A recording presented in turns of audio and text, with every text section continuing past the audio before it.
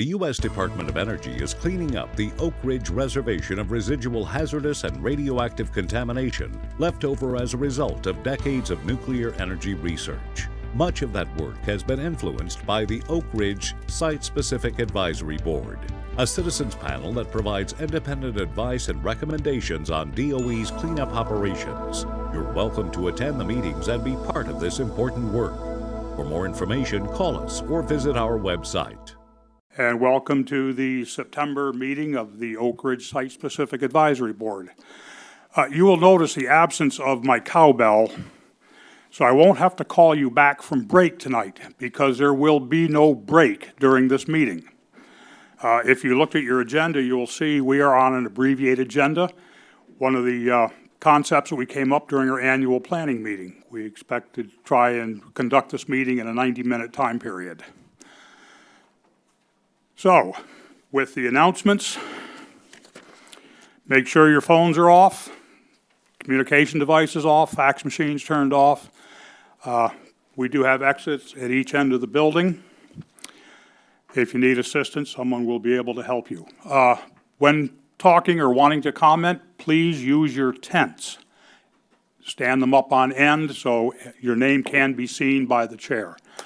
When you are done, please put your tents down and use your microphone so that we can pick up the recordings for our minutes. After the presentation question and answer period, we will question or query the board members first. Then we will go to public for if the public has any questions, and then time permitting, we will come back to board members. Our next meeting will be Wednesday, October 14th. The presentation topic will be the Environmental Management Disposal Facility. And I think at this point, I will turn the Sorry, we've had to change the Wednesday, October 14th meeting to talk about current things that are going on with ETTP. And this agenda went out before we changed it. We just changed it this afternoon, so. Well, I don't feel as bad as they should. Okay. Well, we're going to have a meeting on October 14th. The topic will be things going on at the East Tennessee Technology Park.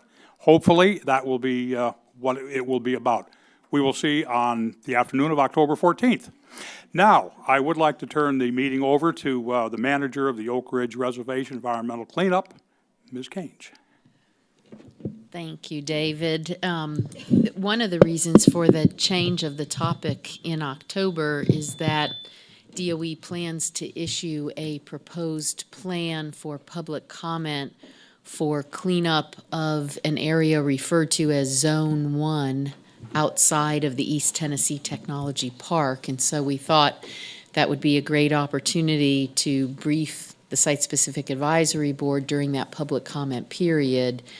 And then, of course, the tours and subcommittee meeting can talk about whether any comments need to be provided by the Site-Specific Advisory Board. So that was the reason for that change. But anyway, just a couple of real quick things. As you know, I always like to talk about something that's going on in the field in terms of cleanup and progress. And so I wanted to share with you that we are now taking the exterior transite paneling off of the K27 building at the East Tennessee Technology Park. That is the last of the 5 gaseous diffusion plant buildings at that site that remains. And we are projecting that we will be declaring demolition ready for that facility in the January timeframe. So we're getting close to the point where we're going to start demolition of the last gaseous diffusion plant building out at the site. And if you all are available to take advantage of the tour when it's offered for ETTP, I'm sure you'll see some of that preparatory work going on. In addition, it's been a busy time for us. We're making a lot of progress, not just at the East Tennessee Technology Park, but also with many of our other activities. One of our premier projects, the Outfall 200 Mercury Treatment Facility is the topic for tonight. And as I look across the back row, I see an amazing grouping of technical experts there. So hopefully you'll be able to have all your questions answered. And that's it for me. Thank you, Ms. Kanes, and it really isn't it for you. So I'm going to, moving down on the agenda, Mr. Paulus. Am I allowed to ask a question? Yes, I'm sorry. You Time. mentioned the changing the venue next month to the Technology Park, and then you just in comments said if you get a chance to take the tour, are you going to try to set up the tour prior to? No, The- at our annual planning meeting, which I know you were not able to be at, we talked about trying to structure our monthly meetings such that there is a briefing, followed by the tour, followed by the EM subcommittee meeting where you could talk about what was presented at the briefing and what people saw at the tour. So is that right? Right, it'll be Yes. in between the 2 weeks of the SSAB. It'll be between the 2 weeks of the SSAB board meeting and the EM stewardship meeting. In that 2-week time frame, we're going to poll people and try to figure out what is the best time to get the most people and to be able to have our project manager involved. Yeah. does that adequately answer your question, sir? Good, okay. That was a good question, and that was going to come up later in the program anyway, but save us time. Ms. Kanes, it's back in your court. Because we have someone who's going to be leaving the board, and we wanted to recognize her service and honor her. And I'm going to, there we go. So Jan, if you'll come up, I have a little token of our appreciation. For those of you that may not be aware, Jan Lyons has many commitments in addition to the Site-Specific Advisory Board, and after 3 years of service, she has decided to go off the board. So we're sorry to hear that, Jan. I know many of your peers will miss you, as will I. And I wanted to present you with a little plaque, a token of our appreciation. It says, presented in appreciation to Jan Lyons for your contributions as a member to the Oak Ridge Site-Specific Advisory Board from July of 2012 to September of 2015. So Jan, thank you for your service. We appreciate everything you've done for us. I hope you'll continue to come and see us sometime and participate in some of the subcommittee meetings as well as the board meeting. Well, thank you. Yeah. Enjoyed serving. Thank you.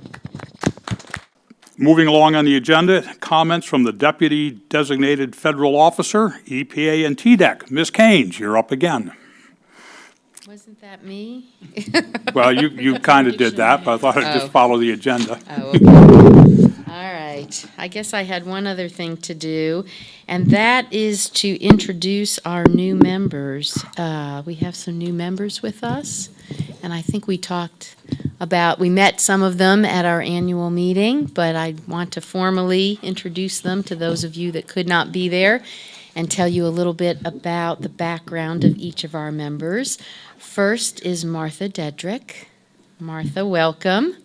Martha is a retired educator from Kingston who worked for the city school system in Oak Ridge from 1975 until 2004. That's quite a career, where she specialized in English, social studies, Tennessee history, and special education. Very impressive. Martha received her BS in education and a special education certification from the University of Tennessee. She is a member of the Tennessee Citizens for Wilderness Planning and the Oak Ridge Schools Retired Teachers. So welcome. Thank you. We're glad to have you. All right, next is Mike Ford. Where's Mr. Mike? There he is. All right, Mike lives in Knoxville and is a technical sales representative for the Garland Company, which is a leading manufacturer of high-performance roofing and building envelope materials. Prior to Garland, he served for several years as a youth pastor in Paducah, Kentucky, where one of our sister gaseous diffusion plant buildings or facilities is. And then he was an advertising representative in Nashville. Mike is the current president of the Building Owners and Managers Association, a previous House chair of the Construction Specifications Institute, and a member of the International Facility and Management and the Tennessee School Plant Management Association. Mike received his BA in Psychology and Religious Studies from Harding University in Arkansas. Welcome. We're glad to have you. And we have one other new member, Mr. Dennis Wilson, back in the corner there. Dennis lives in Rockwood and is a retired technology manager who most recently was employed by Johnson Diversey Products as the Director of Technology and Intellectual Property. Much of Dennis's 39-year career was focused on technology and intellectual property management. His early career included work as a resin and polymer chemist, for which he was awarded 7 global patents.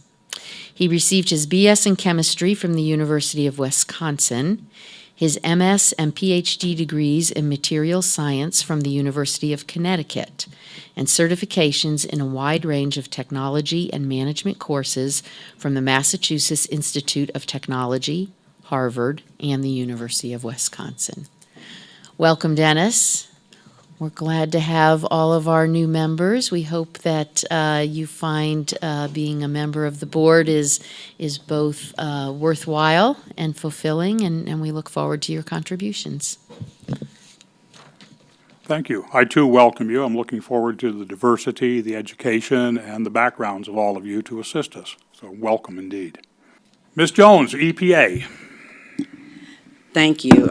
You've heard the status update for Zone 1 at the East Tennessee Technology Park. Another project that we've been working with the project team on at ETTP is the Tech 99 release that occurred during the K-25 demolition. So the DOE's project team, technical project teams, looking at ways that they can install wells to try to get a handle on the groundwater plume that's there and see what action, if any, needs to be taken to address the plume. The environmental management disposal facility that is being proposed for the site, I think the proposed plan is, we're working through some minor issues and hopefully get that issued soon. I think the initial time frame that the 3 parties had initially discussed may be delayed a little bit, but they're working toward completing that project. That's all that I have to announce at this time, but I'll be more than happy to attempt to answer questions if asked. Thank you very much, Ms. Jones. Very informative. Appreciate it. Chris. I have no comments at this point. Well, thank you very much. I'll be more than glad to answer questions. Okay. Thank you. Appreciate both of you being here. Public comment period. Comment period is now open. Are there any other members of the public who want to comment? Yes? No? Okay.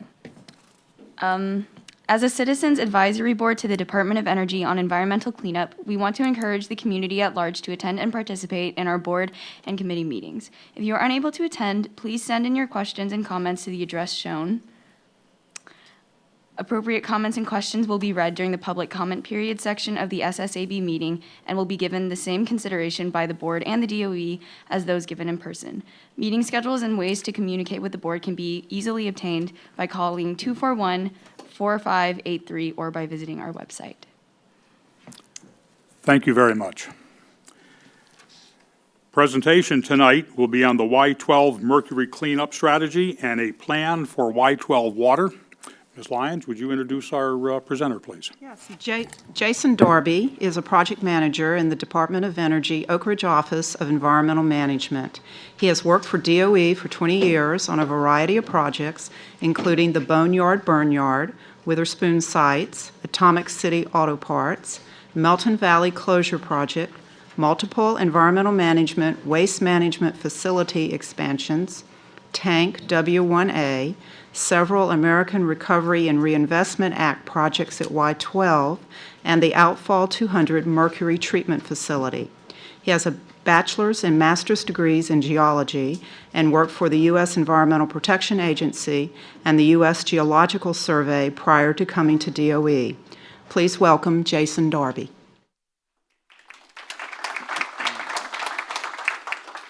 Thank you. Can everybody hear me?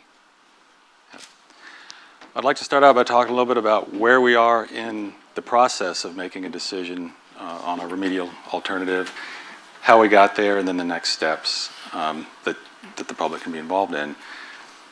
Tonight we're talking about a proposed plan for a water treatment plant at Y12 to reduce mercury that's leaving the storm sewer from the west end of the plant and getting into East Fork Poplar Creek and leaving the site. That proposed plan is the outcome of a process of looking at various alternatives to treat water at that outfall. This was a collaborative process. This wasn't just a DOE selection of a preferred alternative. We worked with EPA Region 4, Tennessee Department of Environment and Conservation.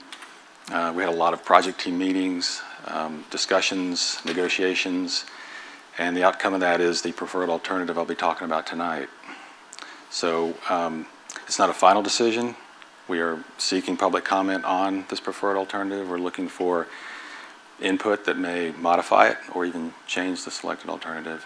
So when you hear me say something that we've selected, that's meaning selected to this point, as proposed as a preferred alternative, but is not a final decision. So just to talk about the public comment opportunity, we opened up a public comment period in August and it closes in mid-October. So we're just about in the middle of that. We had a public meeting, more of a workshop here at the Information Center last week. We had a tour yesterday of the site in Y12 and the West End Mercury area at Y12. And of course, we're here tonight to talk about the proposed plan. And once the public comment period closes, we'll take those comments, consider them, and a final decision for an alternative will be selected in a record of decision. And that will come sometime after the close of the public comment period. So we need to start with a little bit of background about the problem we're seeking to address with this proposed plan. And in a word, the problem is mercury. Mercury at Y12, mercury that's leaving the site via East Fork Poplar Creek. A lot of you may know this, but back in the 50s and 60s, there was quite a bit of mercury brought into the site, 24 million pounds. It was utilized in a lithium isotope separation process. About 2 million pounds of that was spilled, lost, or unaccounted for. And we do know that some of that ended up at various places in buildings and in the environment, and some was lost to airborne releases. But there's also 1.3 million pounds that's unaccounted for. So a significant amount is in the environment, it's in the ground at the site, it's in the buildings. There's also some unaccounted for mercury that's likely in these same locations as well, and we'll find that as we go about D&D in the buildings and cleaning up the soil. So to orient everyone, this is looking at Y12 from the east end of the plant. Scarborough Road would be behind us.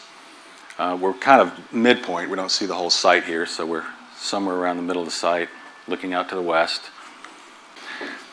The mercury was used primarily in the western end of the plant. It's an area we call the West End Mercury area. 3 buildings in particular, Beta 4, Alpha 5, and Alpha 4, were the main process buildings where mercury was utilized, and so much of the contamination is in these buildings, in their basements, foundations, soil around the buildings, and in that general area. There's also a storm sewer that underlines this part of the plant, and that's one of the primary pathways for mercury to leave this area, eventually get into the creek, and leave the site. Some other sources of mercury are the Alpha 2 building, where pilot scale work was done on the process, so there is mercury present in the building and the surrounding area here to a smaller degree than in the western area, and other pilot plants on site where the process was tested and mercury was spilled in those areas as well. The mercury dumping shed is shown in this inset. This is where the mercury came into the site and was unloaded from flasks. It's a little hard to see in this picture, but they're pouring mercury from flasks into a trough.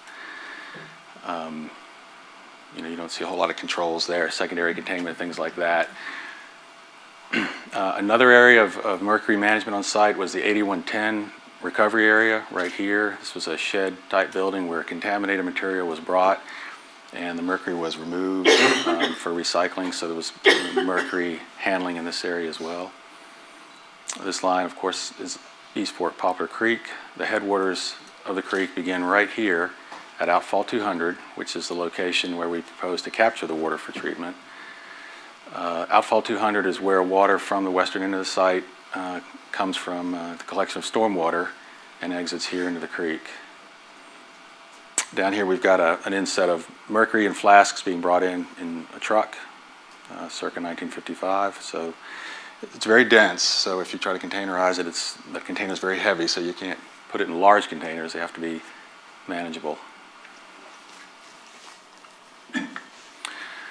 So this figure just shows us, again, some of those buildings and mercury areas, pathways for the mercury to leave the site. This is what we call the WEMA, or Western Mercury Area, Beta 4, Alpha 5, Alpha 4, the three main process buildings where mercury was used.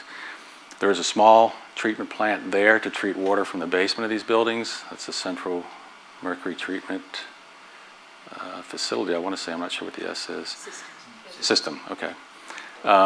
These areas that are yellow with sort of orange are the sewer pipelines, and they all converge here at Outfall 200. Again, that's where the water from the sewer system first daylights into the creek. The creek goes along the southern edge of the site, turns along this eastern margin, and exits the site here at Station 17 into the city, initially parallel to Illinois Avenue, and then it reaches the Turnpike, and as most of you have probably seen, it moves to the west along the Turnpike, crossing back and forth as it heads up towards ETTP. Another water treatment plant on a smaller scale than what we're proposing is here at Alpha 2, the Big Springs water treatment system.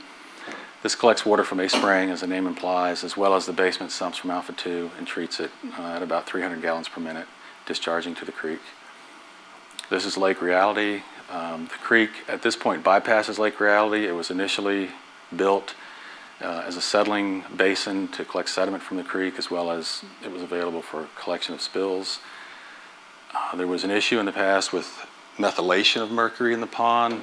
That transforms it to methylmercury, which is a more bioavailable form of mercury. And that was the reason for the bypass of the pond, to just keep the water in the creek and bypass Lake Reality. So the big message from this slide is there's a lot of work that's been done over the last 30 years at the site. We're talking about an action that's down here in the timeline, and a lot of things have preceded that. And of course, there's more work to do in the future. So this isn't a single action to address all mercury sources or all mercury leaving the site. It's just one action of an overall strategy, and it's an action in a long list of actions that have been taken since the 80s. Initially, work was done prior to the CERCLA statute under the Clean Water Act and under a National Pollutant Discharge Elimination System permit that the site had. There were activities like point source discharge elimination, process pipe rerouting, and small-scale water treatment.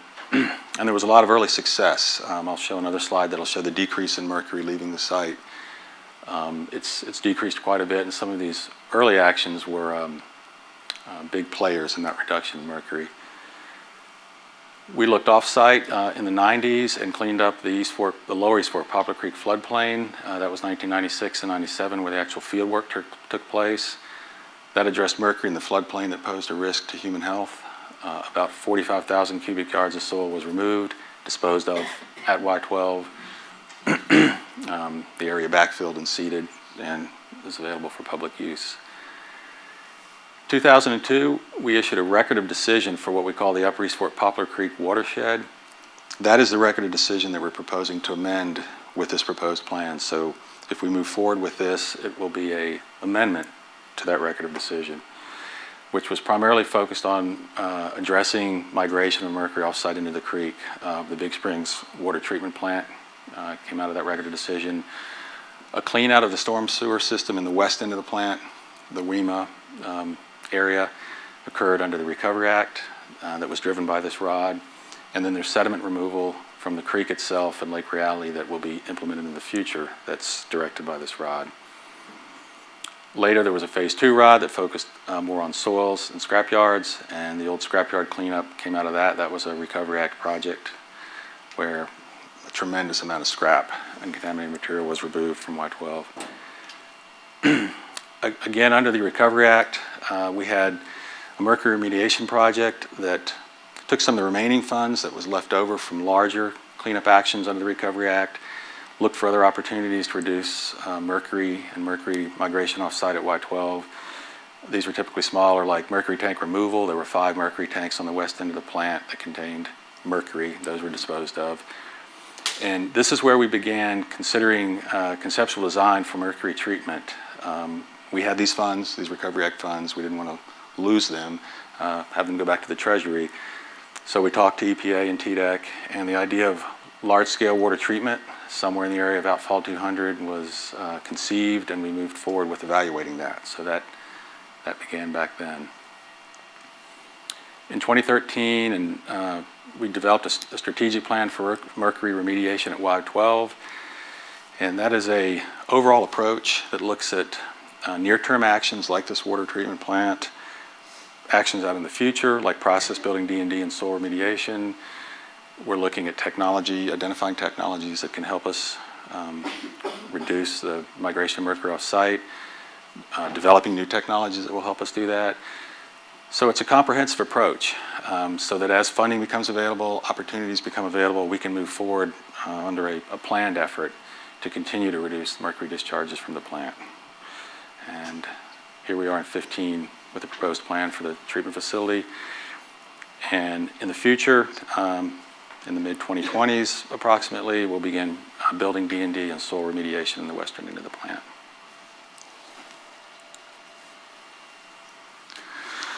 So since we are amending the Phase 1 ROD with this action, or proposing to, I want to talk a little bit about that ROD. It was issued in 2002. The selected remedy focused on a series of source control actions designed to reduce release of mercury to the creek. So this proposed treatment plan is in line with that. There have been some changes over the years through non-significant change notices and explanation of significant differences. Things like the sediment cleanup component of that ROD has been pushed out to the later years because we want to address sources at the plant first, buildings and soil contamination. Remove those sources before we then clean up the sediment in the creek. If we did the sediment cleanup first, we'd risk recontaminating the creek and the sediment as we do the D&D and soil cleanup work. So there's been some rethinking about the sequencing in that ROD, and that activity was pushed out. So what has led us from those decisions to where we are today, proposing a water treatment plant? We've done a treatability study, actually a series of studies on the viability of treating water at Outfall 200, what's in the water, how much mercury, what's the flux, the species of mercury, process options for treating that, additives to be used in that treatment. So what we've done to date shows very favorable results that we could likely move quite a bit of mercury, especially under the selected or the preferred alternative. We're looking at possibly 84% reduction in mercury at that point. Also, since the original 2002 ROD, we've revised the site conceptual model. Oak Ridge National Lab worked on that for us a couple of years back. And we have, through that process, they have identified Outfall 200 as being more of a significant contributor to mercury flux, mercury movement off-site than was originally thought in the original conceptual model. So that just points us to that being a good location to go after mercury migration off-site. Additionally, the experience with the Big Spring water treatment system has been very favorable. We're meeting our goals there. And that's been very successful in treating that flow at Outfall 51 and the Building 9201 Alpha 2 sumps. So that's been encouraging in terms of looking at water treatment as an option. So the reason we're here talking about this, the reason we want to take additional action is because we've seen a great decrease in mercury over time leaving the site. This blue line is mercury in water leaving Y12 at Station 17, starting back in the late 80s up to last year is this data set. So some of the actions I've talked about that we've taken to date, have provided good results. The issue is our goals that we need to reach are down here below the line. This lowest line here, dashed blue line, is the ambient water quality criteria, a criteria that's established by the state. It's at 51 parts per trillion. It's for the protection of recreational users that would catch and eat fish from the creek. And then the other standard we are needing to meet is the the rod limit that was specified in that original Phase 1 rod of 200 parts per trillion. So you'll see in the 2008, 2009 timeframe, we were close to that limit. And then we did some cleanup work in the western end of the plant, the WEMA sewer system cleanout, that mobilized some sediment, mobilized some mercury that entered the creek and left the site. And that's responsible for this spike. So you can see since that time, since the cleanup was completed in 2012, it's gone back down. But given the actions to date, we don't believe we'll be able to meet either one of these criteria without taking some further action.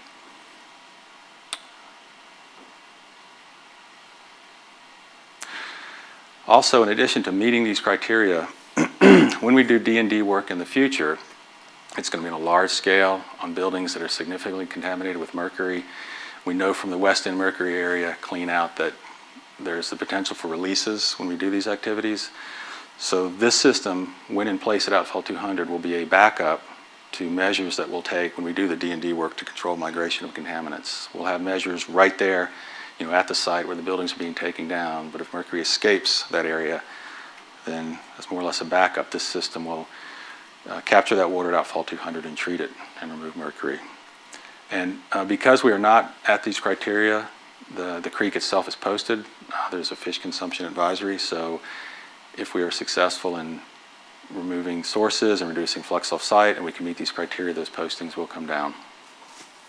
So our alternatives that we evaluated that led up to this preferred alternative, there are two, but one of those has 4 sub-alternatives. Under CERCLA, we're required to look at what's called a no action, or in this case, a no further action alternative, and we did.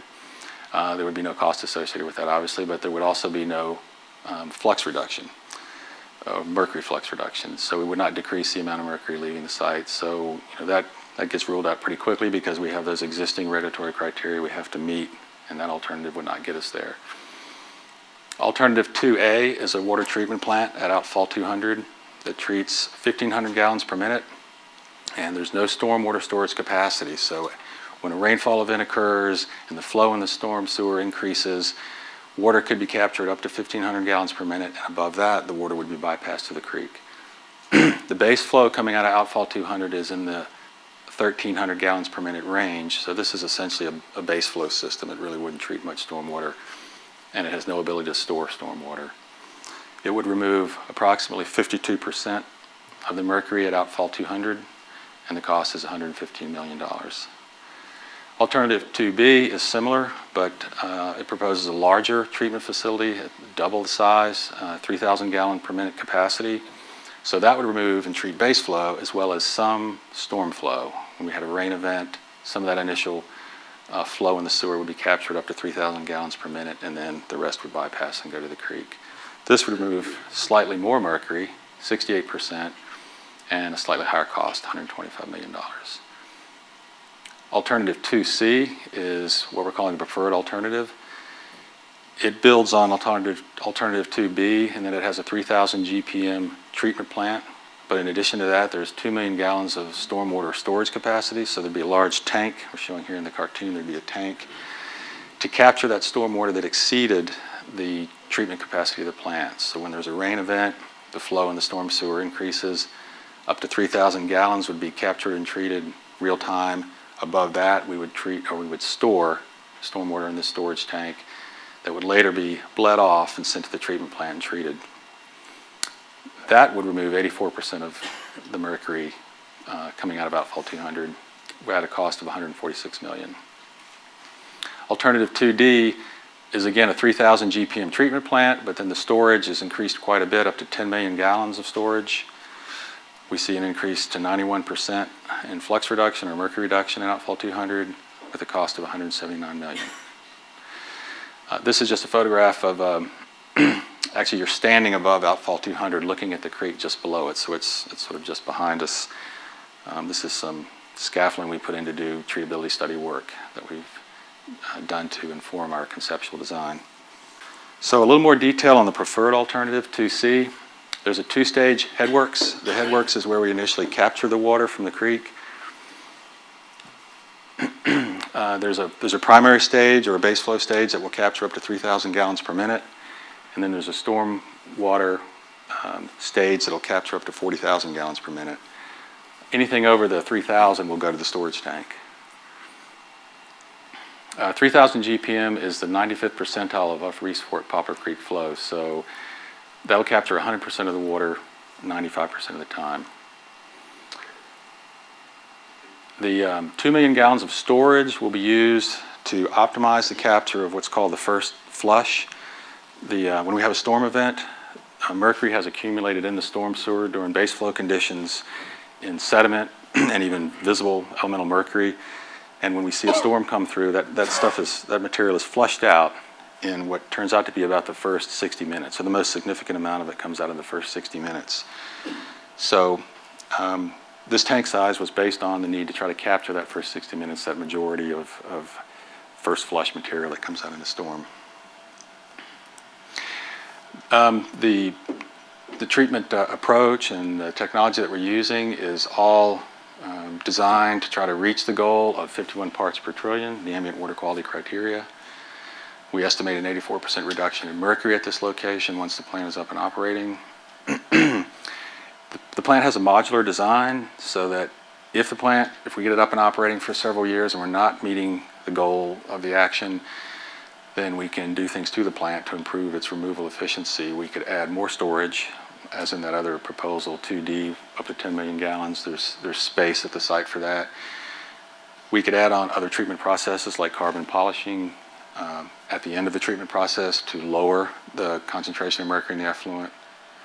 So, the plant is not, we're not locked into this design once it's built and operating. There is the ability to modify it if needed. The capital cost is estimated at $146 million. The O&M cost is $3.1 million a year. And the plant meets all the circle threshold criteria and provides the best mix of trade-offs among the balancing criteria. So things like short-term effectiveness, long-term effectiveness, cost. This alternative, of the alternatives we considered, is the best mix of those criteria. Just a little more detail on the location of the plant. I've pointed out Outfall 200 right here, kind of midway through Y12. At that location, we'll have what we refer to as the headworks. This is the part of the process that will capture the water from the creek. Grit will be removed, and in the case of storm flows, up to 2 million gallons of water will be stored at that location. Once the water is collected, it'll go through a pipeline that parallels the creek here, just south of the creek, to this location on the east end of the plant. We refer to this as the 9720-8 location. It's a parking lot, a former warehouse area. The main treatment plant will be located there. Initially, we had looked at siting the entire plant here, but there were issues with siting a large treatment facility like this, right smack in the middle of Y12, security issues. It was very close to security infrastructure. It would require the relocation of a road here, which would have been a lot of cut and fill work in the toe of this ridge to move the road, utility locations, relocations, closing of emergency access roads during construction and things like that led us to look down here. And after looking at this site, it turns out it's a very good location. From a constructability standpoint, there's a lot of space to work, easy access, utilities are there. We can discharge the water right back to the creek here. And turns out from a construction cost standpoint, it'll be cheaper. It reduces the cost of the project if we build a treatment plant there. Okay, so I'm not a chemical engineer or a process engineer, but I'm going to walk you through the treatment process best I can, and we have experts, as Sue said, to answer questions. Water comes in here from Outfall 200. It hits a bar screen here that removes large debris. Base flow, less than 3,000 GPM, goes to a grit chamber here, base flow grit chamber, and solids are knocked out there. This would be sand-sized, gravel-sized particles that are then further dewatted here and captured here for disposal. The water out of the grit chamber goes to a pump station here, and then is pumped 3,500 feet downstream along the creek to the main treatment plant here and goes into an equalization tank. Under storm conditions, once we exceed the capacity of this primary system here, the water will go, the flow over 3,000 GPM will go to the storm flow grit chamber, and the process is similar. The grit's knocked out here and collected there. That's pumped to a stormwater storage tank that is up here at the headworks area. And then in time, as the flows decrease and there's capacity at the plant, it'll be pumped into that same pipeline and down to the main treatment plant. At the main treatment plant, we have an equalization tank, and we have a series of tanks, 3 tanks here where pH is raised, the water is dechlorinated, a sulfide polymer is added here, and a ferric chloride coagulant is added in this tank. The outcome of all this is that dissolved mercury in the water separates out at, trying to blank on the word, but it precipitates out, thank you, Sue, and then coagulates into larger particles. And as the particles get large enough into flock, then they begin to settle out. And to encourage that settling, the water goes here to an inclined plate clarifier. And it's a series of plates, and the material encounters these plates and settles down to the bottom of the clarifier. Water comes off the clarifier, goes into an effluent tank, and then to a multimedia filter. This would be something like a sand filter that would remove any more particles that are in suspension in the water. It then goes to this tank and is finally discharged to the creek. The solids that come out of the clarifier then go here to a sludge thickening tank. Then it goes to a filter press. From the filter press, we get another solid, a filter cake, that goes for disposal. And then filter press filtrate water from the top of the sludge thickening tank, goes to this tank where additional solids are recycled back into the thickening tank, and then the water that comes off it goes back to the equalization tank.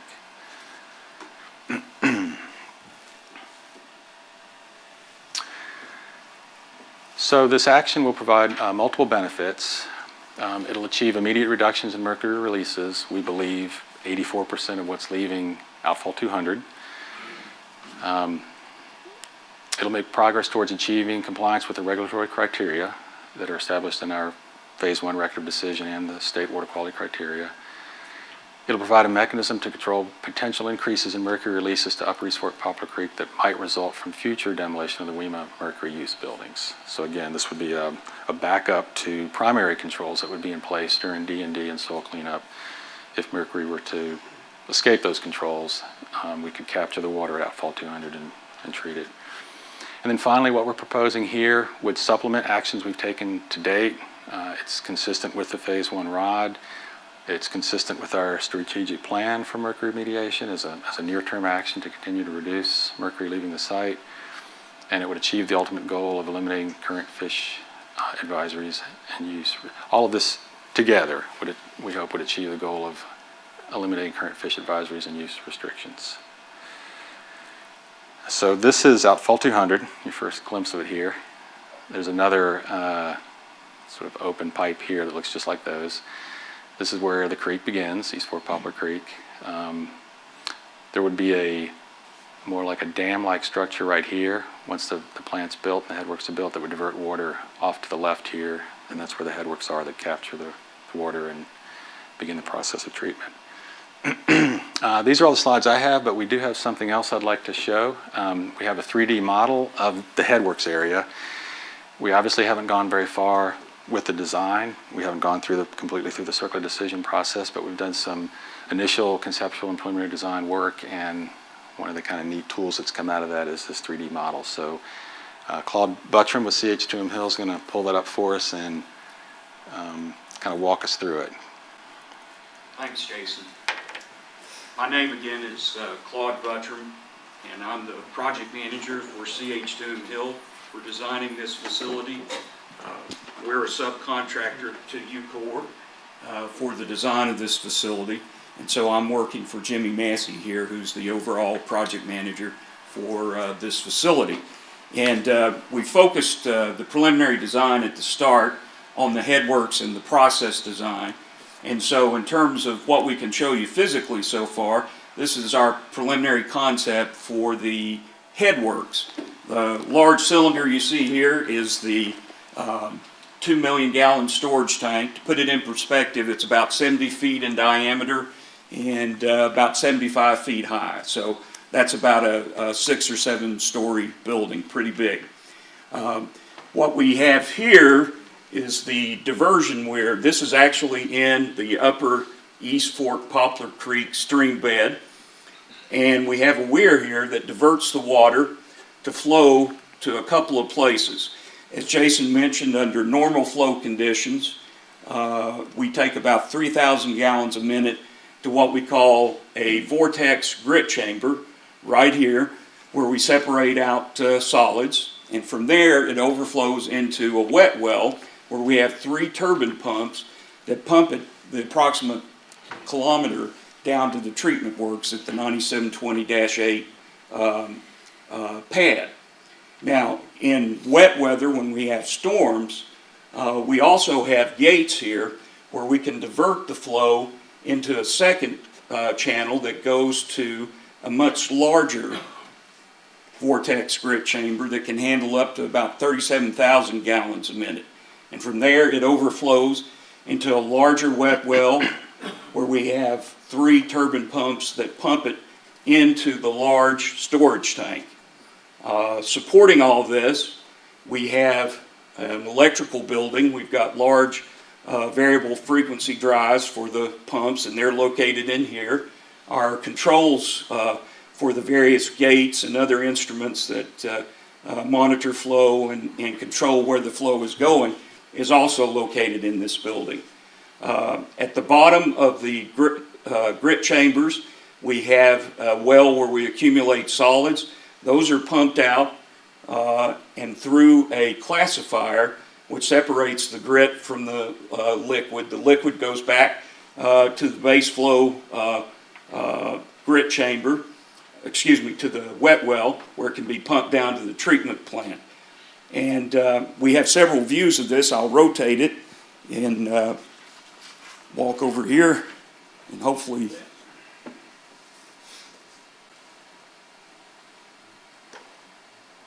there we go.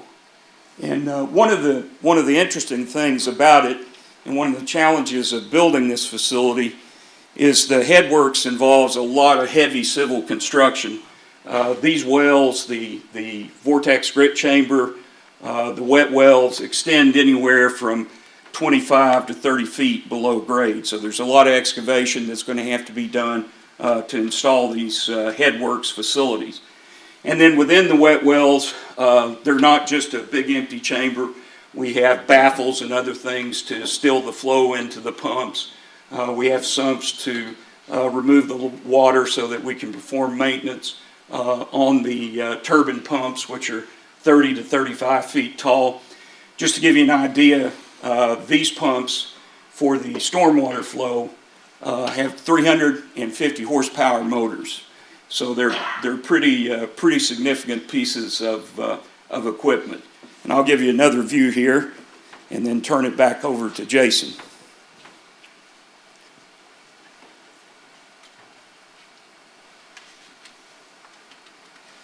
This is a good view looking straight down on to the facility, and it gives you some of the details of how the flow is discharged. So here we have the upper East Fork Poplar Creek coming along to our diversion weir. These are wings that help focus the flow into this weir. The weir is set so it always has a constant overflow, and so we'll take the water from there. We have a flood wall to protect the facilities that we're installing here, and that's what you see here. And so the water goes through this bar screen that Jason mentioned, and that's to remove limbs and large items.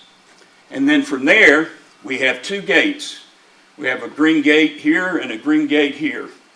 And under normal flow conditions, this gate is open and this one is closed, and up to 3,000 gallons a minute of water comes through this chute and into the vortex grit chamber, over into the pumps, and then, as I said, about a kilometer down the creek, a kilometer down the plant site to 9720-8.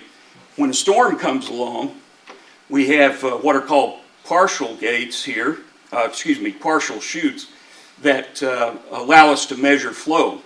And so we control the flow so we never get more than 3,000 gallons a minute into the wet wells. And so when storm comes along, this gate opens up and the flow goes to a second chute or flume that goes into the larger storm water vortex grit chamber, and from there is pumped into the large tank.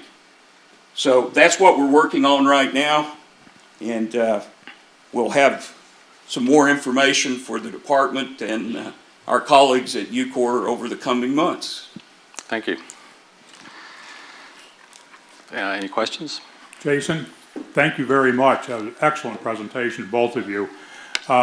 We will be discussing this, I believe, at greater length at our next environmental stewardship meeting. Is that right, Dr. Hatcher? And we'll have an opportunity for a site tour. So the questions tonight, we don't want to get down into the too deeply into the technical. But if we do, we will be continuing this discussion, and everybody is welcome to attend our meeting, which will be announced shortly, to discuss this further and see if we come up with a recommendation. But right now, we'll open it up for questions, and I think there's somebody whose name I cannot see. Ms. Price. You have the floor. Please use your microphone. Thank you. Thank you very much, Jason, and I'm sorry I've forgotten your Claude. Thank you very much. Appreciate it. It was a great presentation. I just actually had a couple of questions, but I'll keep my questions to a minimum because I've been told to do so. One of the things that I wanted to just touch on very briefly, or have you touch on real briefly, is what happens to the solids or the material that's actually the precipitate that comes off? What's going to actually happen to that? It says off-site disposal, but what's the chemical composition of that? How inert is it? And what's the kind of volume that you're expecting to get off that and will need to dispose of off-site, and where's it going to go? Okay. Obviously, it will contain mercury. We believe that's really the only significant hazardous constituent that will be in it. There's some uranium in the water as well, but at very, very low concentrations. We've done some modeling to look at how that'll be concentrated in the filter cake, and initial results don't indicate that there will be a significant amount of uranium in the filter cake. So it's primarily a mercury issue. It will be disposed of at a facility where it meets the waste acceptance criteria, and it also is compliant with the RCRA land disposal restrictions. So it'll have to be treated in a way, well, there's a potential that the filter cake itself will bind up the mercury enough that it meets the land disposal restrictions, that it would not fail the TCLP test. Either way, if it does not meet, it'll be treated so that it does. There are various disposal options, but again, it would have to meet the waste acceptance criteria of those facilities. One possible facility is the landfill on Chestnut Ridge, just to the south of Y12. Another is the EMWMF, the Circular Waste Disposal Facility out in Bear Creek Valley, west of Y12. If it cannot go to either one of those, then we'd be looking at off-site alternatives, possibly somewhere out west. As far as the volume of material, I don't know that we have a real good handle on that at this time. So, I mean, that's something that the first year of operation will be a shakedown phase where we're looking at the different additives and adjusting those and adjusting things in the process. And during that year, we'll also be getting a handle on our waste volumes and the specific concentrations of contaminants in that waste. And Jason, we might produce anywhere from, say, we might produce anywhere from 1 to 5 roll-off bins a week, which is just an estimate. And a roll-off bin might have 20 cubic yards of waste in it. And as far as the form of the mercury, we're forming a mercury precipitate using an organosulfide polymer. And the sulfur forms a very stable compound with the mercury. And in treatability tests that we've done over the past year, it all passed T-CLIP. So we're very hopeful that we won't produce a waste form that won't meet the LDRs. Thank you. Mr. Paulus, I believe you were next. Thank you. And I might be off, but this is the conceptual design. The final design is not 100%. Is that correct? that's correct. How confident are you of your 146 million estimate without a final design? You might want to mention that's a point estimate. Talk about this. Right, yeah, that's for comparison under CERCLA for this alternatives analysis that we went through, we used point estimates. We have a range for this facility of 120 million to the upper end is 240. Can I help a little bit? Within DOE, we have a process called the 413.3 process, and it's a process that we follow to get critical decisions on every step of a project. The first step is to establish a conceptual design and a range, a cost range, and that's where we are at this point. And the cost range is 120.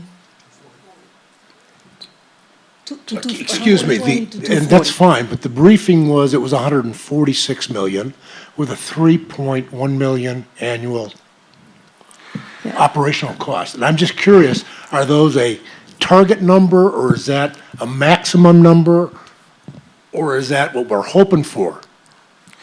Well, That's a point estimate based on, CERCLA cost estimating related practices. What we have right now, the range has a middle point to that is about 126 million. And then there are risks because we are at such an early stage of design. So we have to account for those risks and place a contingency on those. But when we get to final design, we will have a baseline with a point estimate that already includes the contingency, but we will know more what the baseline for the project will be in terms of schedule and cost, both. Dr. Hatcher, I believe you're next. And we'll go right up the table. Very nice presentation, Jason and Claude. Question is, it's not clear what the state of the mercury is that comes in and ultimately is separated. Just the feeling from the density of the mercury, looks like to me much of it would come out in the solids as it goes into the separating facility. And is there a significant component of it's in solution? Like you mentioned, you're going to have a complexer there. Yes, we, thank you. Over a year, we took samples of Upper East Fork Poplar Creek, the outfall 200, under dry weather and storm conditions. And we did a series of treatability tests, and we did a number of characterization studies. And there are a number of, there is a lot of mercury in the solids. It can be anywhere from 5 to 30%. We did treatability tests on the separated solids that had not been through the treatment process, and those passed the T-clip, which was a good result for us. And then we also, the other 95 to 70% of the flow that is dissolved mercury. The treatability tests on that, we got excellent removal efficiencies, over 99%. Now, it's in a lab, field conditions are going to be a lot different, but we were very pleased with the process development results that we got. Okay. Yeah. Thank you. Elena? I just have a question. You might have pointed this out earlier and I might have just missed it, but what happens to the water that's in that giant storage chamber? Right. It's being stored because at that point in time, the flow is exceeding the capacity of the treatment plant. Yeah. Well, as the storm passes and the flow goes down and there's extra capacity at the plant, then we, bleed it off. We gradually release it from that tank to a pipeline that goes down to the treatment plant and it's treated. What we want to do is get that tank emptied as quickly as possible because, sometimes there's back-to-back storms and you want to be ready to catch that next storm flow. Okay. And also, if the mercury levels were eventually to be completely diminished, then does that make this facility not permanent, or at some point would it just not be in operation? And then if that's the case, what would happen to it? Well, that is the goal, that it doesn't operate forever. It costs $3 million a year to operate, so it's needed now. In time, the sources that are releasing mercury to the sewer that this plant is treating will be taken care of. The buildings will be brought down. The contamination in the soil surrounding the buildings will be removed or treated. So those source areas will sort of dry up, so to speak, and there should come a point in time where we don't need the treatment plant any longer, and it would be D&D just like some of the other buildings in that part of the plant. The research and national defense facilities of the Oak Ridge Reservation are vital parts of our nation's scientific community. To continue to meet these needs, parts of the reservation require cleanup from the impacts of years of energy research. The Oak Ridge Site-Specific Advisory Board is the voice of the community, providing input to the U.S. Department of Energy on its environmental cleanup of the reservation. To learn more about this important work, you're invited to attend meetings of the Oak Ridge Site-Specific Advisory Board.